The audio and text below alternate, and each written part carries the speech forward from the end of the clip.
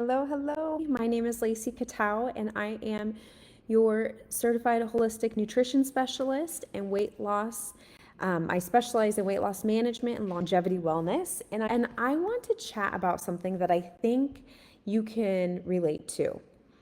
The trap of the cravings, especially the evening cravings, okay? This is a cycle that we often get stuck in, even when we set the best of intentions.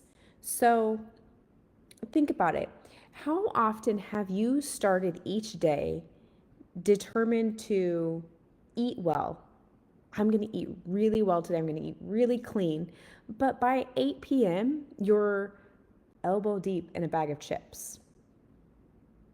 I'm not frowning or looking down upon you, because the reason why I wanted to address this topic is because I've had this happen. I've had this happen personally, and many of my clients have this happen. Like, I ate dinner, I ate a really satiating whole food dinner, but before bedtime, I was just ravenous. I wanted some snacks, and I either turned to the bag of chips or some crackers or the chocolate bar. How many have been there? Raise your hand if you've been there. Drop cravings in the comments if you can relate, right? And it doesn't necessarily have to be the evening cravings. This could also be your afternoon sugar crash, right?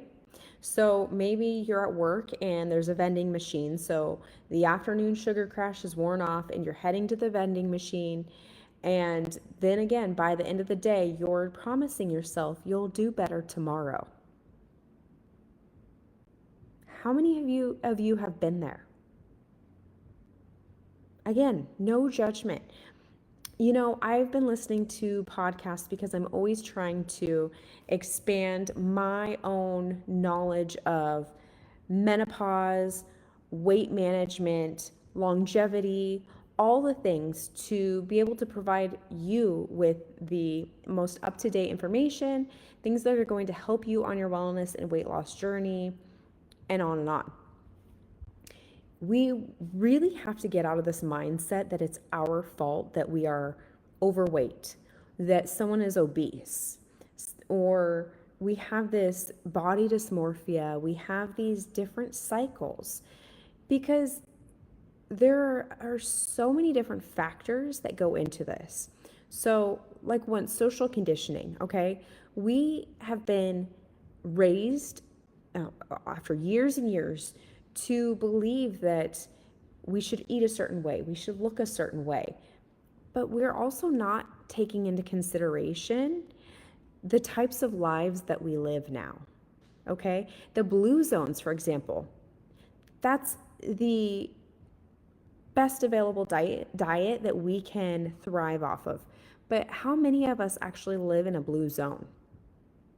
So it's not just about the food, it's about the community, it's about the environment that you're in, right? So there are a lot of different environments.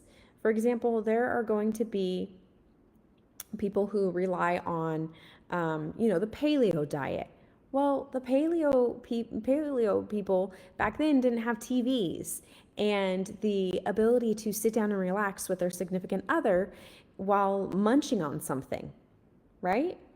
I mean, maybe if they did today, they would be munching on carrots, and we're not. We have so many different foods available to us that keep us addicted, keep us coming back.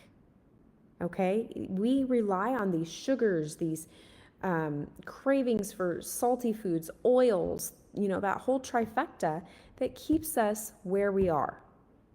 And it's an addiction. Think about how your stress levels and your never ending to do list, they send you straight to the freezer or in the cupboard for that, that hidden box of Oreos or the ice cream in the freezer.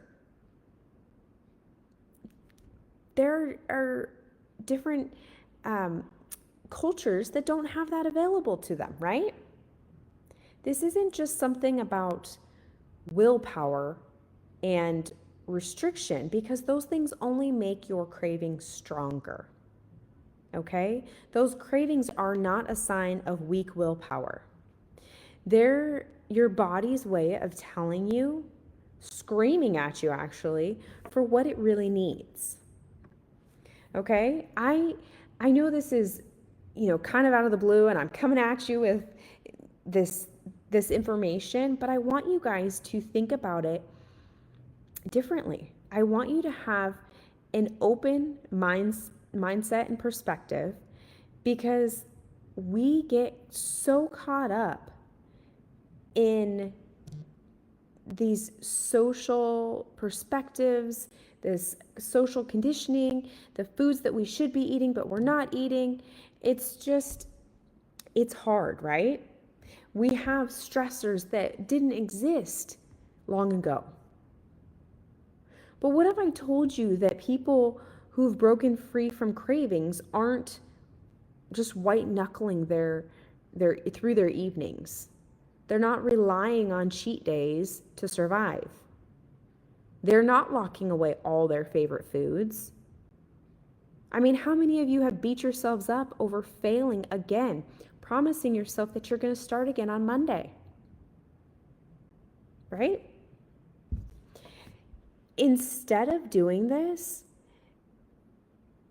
when I've learned from my own experience, I've learned from working with people one-on-one and in group programs, that you too can discover how to reduce your cravings without just using willpower.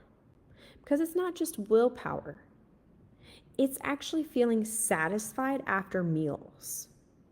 And that is possible. Okay? If you give yourself 7 to 10 days to reset, you would be amazed at the difference it would make on your body. Not only your cravings, but your sleep patterns, your energy levels, your skin. It all connects together like the missing pieces to a puzzle. Imagine what it would be like if you could end that guilt shame cycle around food. What would that feel like for you?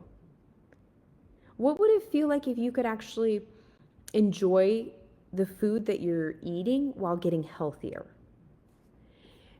These are not just notions that don't exist. They can be possible, but you have to believe it to be possible.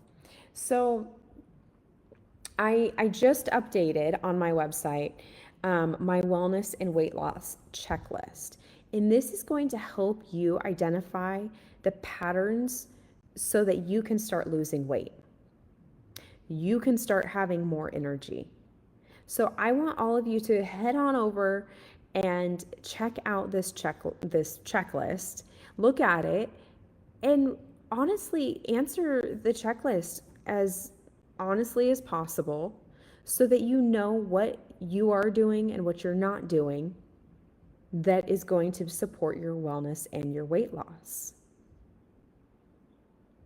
Now, again, I know this is kind of coming at you like, why are you being so extreme?